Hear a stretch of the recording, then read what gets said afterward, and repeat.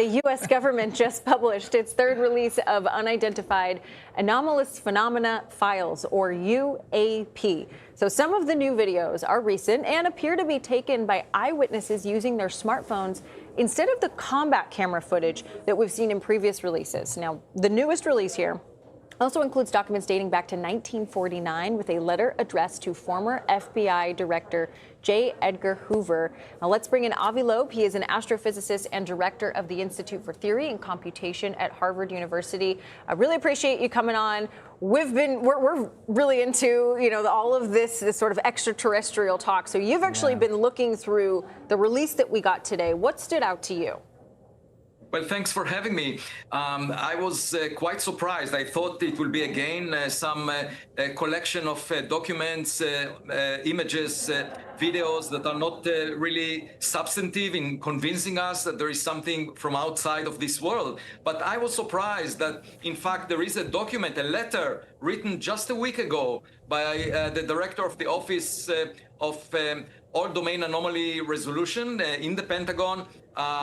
His name is John Kozlowski, where he detailed a report about a period of 2 days in October 2023 when 6 federal law enforcement agents reported observing orbs that were launching other orbs. And he describes in detail what they have seen, and the argument is that only 60% of what was observed, what was reported, can be explained in terms of flares or equipment that the U.S. possesses or other governments possess.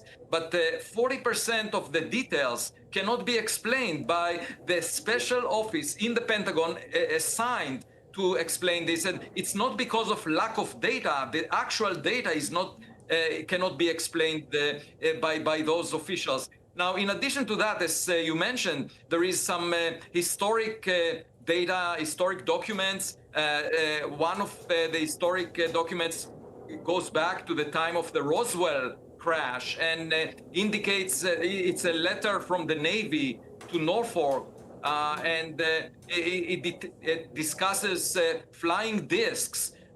The official report after Roswell was that this was just a weather balloon, but they are talking about flying discs that were on a reconnaissance mission. And then there is the Colorado Springs object in 2022 that 5 soldiers at Fort Carson watched. They saw a white potato-shaped object hovering near the Cheyenne Mountain in perfect daylight. And it looks like this is a very reliable report. So I'm actually quite intrigued by all these reports. And I think the bottom line is that we need to figure these things out. Because well, Avi, let me ask you about that, because there's some recent CBS News polling which suggests, look, our viewers, most Americans do believe there's extraterrestrial life out there. We've got polling, saying that they also believe that in this one, does it exist on other planets? Sure. The government's releasing these documents, though, and another expert I was speaking with was saying it's all well and good for the government to release these sightings, these pictures, these images, but isn't the thing we're all looking for specific answers to what exactly they are? And if the government cannot answer that question, don't we want to know a little bit more about how they get the true answers? Well, you have to understand that science in general is work in progress. Most of the time, we don't know the answers, but we are working towards the answer by getting data, getting more evidence that will guide us towards the truth. And so what needs to be done right now is an action plan where, given those intriguing reports, they're not hidden from view anymore. We should engage in scientific research, putting better sensors, trying to figure out what the best data indicates.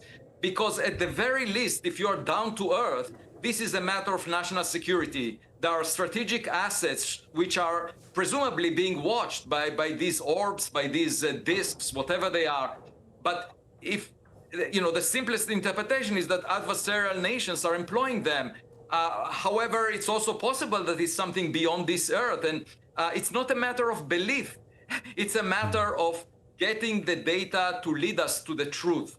And for that, we just need to engage with getting new data and interpreting the best information we have so far. And I'm happy to help government do this because, I will not feel that my time is wasted since at the very least, it's a matter of improving national security. There might be some holes in our defense. Well, look, we can see that you're so passionate about this. Our viewers can look at the documents the government has just released and decide for themselves because the truth is out there. Avi Loeb, thank you so much for being with us. Thanks for having me.